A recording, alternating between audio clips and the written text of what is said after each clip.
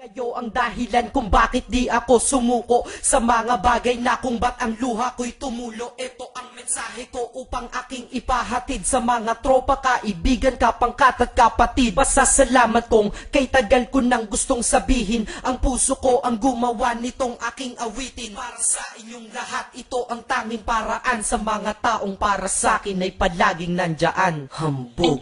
Kayo ang dahilan kung bakit di ako sumuko sa mga bagay na kung ba't ang luha ko'y tumulo. Ito ang mensahe ko upang aking ipahatid sa mga tropa, kaibigan, kapangkat at kapatid. Pasasalamat kong kay tagal ko nang gustong sabihin, ang puso ko ang gumawa nitong aking awitin. Para sa inyong lahat, ito ang tanging paraan sa mga taong para sa akin ay palaging nandyan. Upang ako'y mabigyan ng kalakasan ng loob at manatili na nakatayo at di patataob na kahit na anumang pagsubok na nagdadatingan. Di ako takot pagkat alam kong may malalapitan. Pag ako ay mayroong problema na dinadala, akala ko ako'y nag-iisa, ngunit hindi pala. Alam nyo ba kung bakit?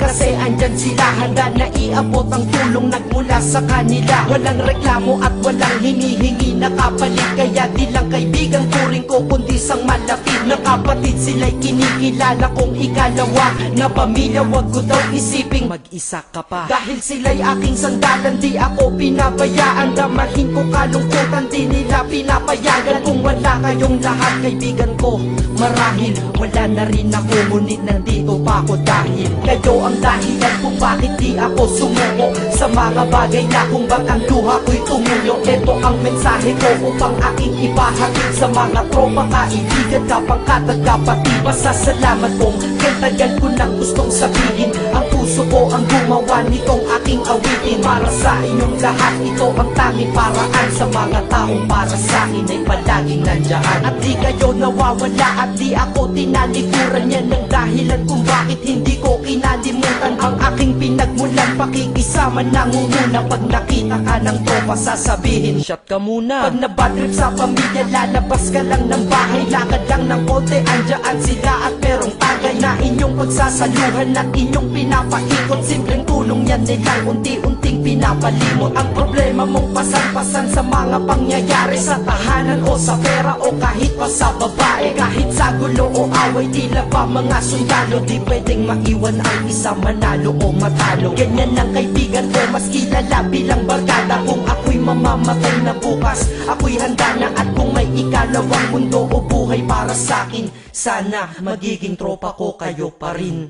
Kayo ang dahilan kung bakit di ako sumuko sa mga bagay na kung ba't ang luha ko'y tumulo. Ito ang mensahe ko upang aking ipahatid sa mga tropa, kaibigan, kapangkat at kapatid. Pasasalamat kong kay tagal ko nang gustong sabihin, ang puso ko ang gumawa nitong aking awitin. Para sa inyong lahat, ito ang tanging paraan sa mga taong para sa akin ay palaging nandyan. Kaya ako'y kontento na dahil kayo'y naging parte ng buhay ko. Sa kabutihan nyo, paano ko gagante? Magtatawagan ng mga tropa, kita-kita lang sa kanto. Pagkatapos didiskarte ng pitselyosi at baso, papaikot ang sombrero para mag-ambag ang tropa. Kahit 20 pwede na, basta lamang makatoma.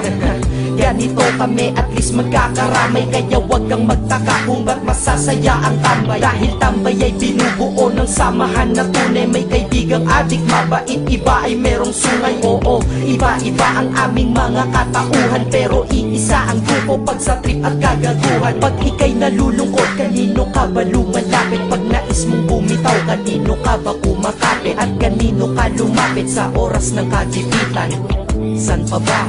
Diba sa kaibigan? Kayo ang dahilan kung bakit di ako sumuko sa mga bagay na kung ba't ang luha ko'y tumulo. Ito ang mensahe ko upang aking ipahatid sa mga tropa, kaibigan, kapangkat at kapatid. Pasasalamat kong kay tagal ko nang gustong sabihin, ang puso ko ang gumawa nitong aking awitin. Para sa inyong lahat, ito ang tanging paraan sa mga taong para sa akin ay palaging nandyan.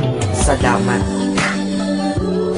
Acero Records, Sad Productions, hambog ng Sad Pro Crew.